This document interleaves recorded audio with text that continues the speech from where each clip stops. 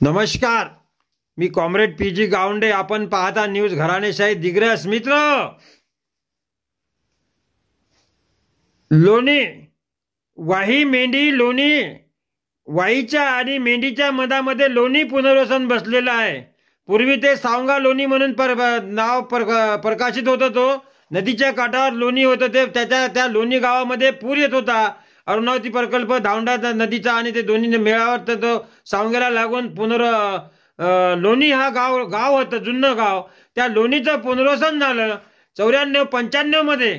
ते 94-95 मध्ये त्या गावाचं पुनर्वसन झालं. वाई आणि मेंढी आहे. दिग्रस ते आर्णे रोडवर कलगाव फाट्यासमोर मेंढी फाटा आहे, वाई मेंढी फाटा म्हणून. त्या फाट्याच्या वाईच्या मेंढीच्या लोणी म्हणून पुनर्वसन झालेलं आहे, सावंगा लोणी म्हणून. त्या पुनर्वसन मध्ये त्या लोणी गावामध्ये स्मशानभूमी नाही मित्र आजपर्यंत. पहा, 94-95 मध्ये पुनर्वसन झालं त्या लोणी गावाचं. त्या गावाचे पोलीस पाटील आहे, त्या गावाचे सरपंच आहे, गटग्रामपंचायत फुलवाडी आहे ते, आणि त्या गावाचं नेतानगर आहे त्याला अटॅच.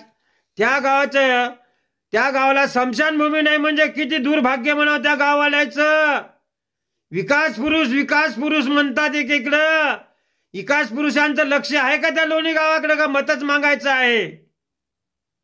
म्हणून त्या लोणीवासियांचं, लोणी गावकऱ्यांचं म्हणणं आहे, परवाच्या दिवशी श्रीराम गावंडे म्हणून वारले आता 2-4 दिवसाच्या पूर्वी.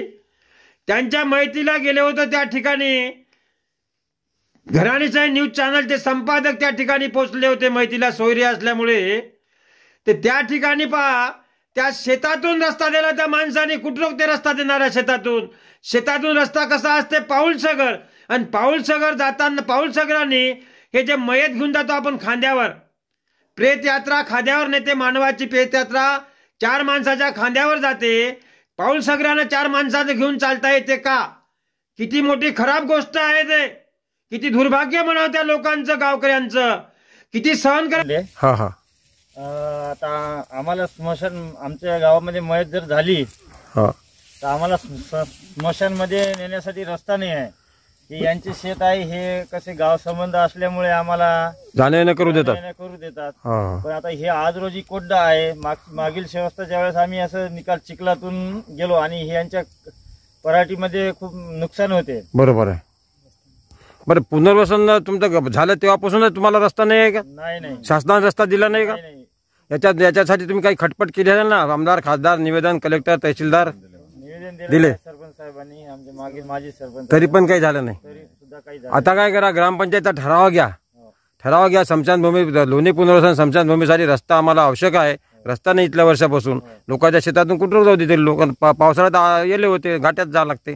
असा ग्रामपंचायतचा ठराव द्या. त्याच्या झेरॉक्स आपण प्रयत्न करू सगळे मिळून. तहसीलदार कलेक्टर साहेबांनी आमच्या रस्त्याकडे थोडस लक्ष द्यावे, ही आमची गावकऱ्यांची विनंती आहे. ठीक आहे, धन्यवाद. ते लोक आता हिवाळा आहे, उन्हाळा आहे म्हणून ते रस्ता शेतकरी देत आहे.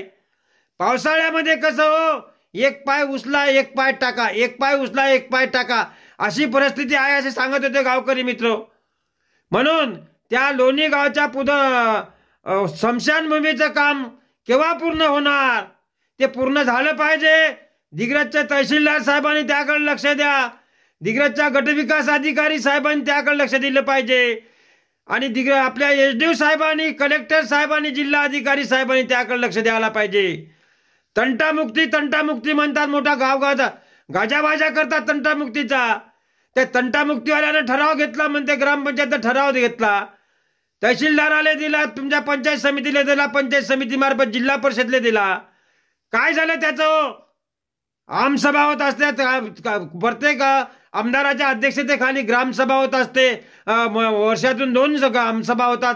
पंचायत समिती तहसीलमध्ये होते किंवा पंचायत समितीच्या हॉलमध्ये होते. त्या ठिकाणी तालुक्याचा आराखडा घेतला जात असते विकासाच्या कामाचा. नुसते विकास पुरुष म्हणतात, स्मशानभूमी नाही त्या लोणी गावामध्ये.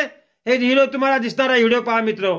ते स्मशानभूमीचं काम लवकरात लवकर पूर्ण झालं पाहिजे, नाहीतर तिथचे गावकरी तर आंदोलनात उतरणारच. आणि घराणेशाही न्यूज चॅनल पुन्हा त्यांच्या सोबत राहणार आहे, सक्रिय समोर राहणार आहे आंदोलन करण्यासाठी. धन्यवाद. सोबत आहे कॅमेरामॅन मोहम्मद इक्बाल भाई. घराणेशाही न्यूज, दिग्रस, यवतमाळ. महाराष्ट्र इंडिया.